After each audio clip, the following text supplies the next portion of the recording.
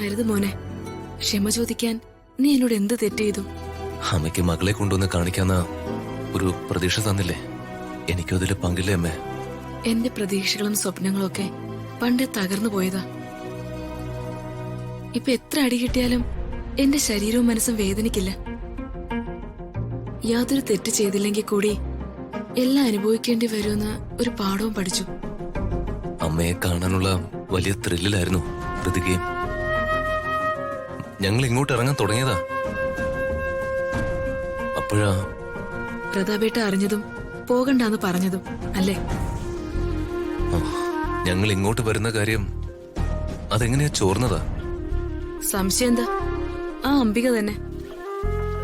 അവളും മകനും അവരുടെ മുറികളിലല്ലോ താമസം, മറ്റുള്ളവരുടെ മുറികളുടെ വാതിലില്ല.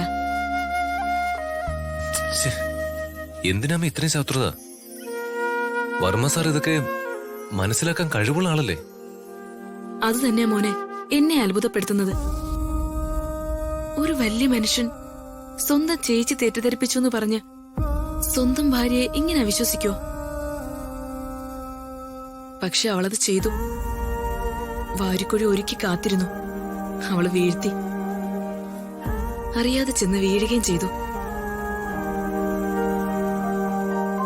അത്രയും ഭീകരമായൊരു കുറ്റം ആരോപിച്ച അവളെന്നെ പുറത്താക്കിയത്. അത് പ്രതാപേട്ടൻ വിശ്വസിക്കുകയും ചെയ്തു.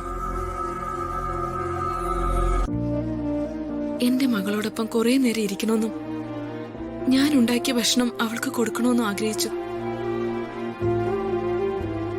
പക്ഷെ അതൊന്നും നടന്നില്ല. ഇനി ഈ ജന്മത്ത് അതൊന്നും നടക്കുമെന്ന് എനിക്ക് വിശ്വാസമില്ല.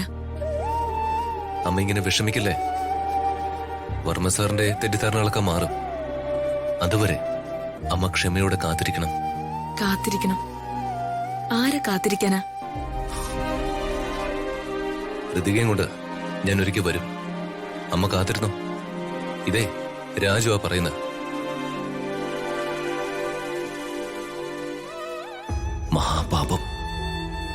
ഈ അമ്മയെ ഇങ്ങനെയിട്ട് കരയിപ്പിക്കുന്നവരെ ദൈവം വെറുതെ വിടില്ല.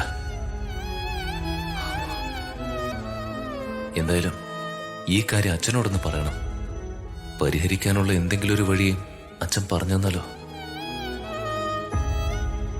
അമ്മേ, ഞാൻ ഇറങ്ങട്ടെ. ശരി മോനെ.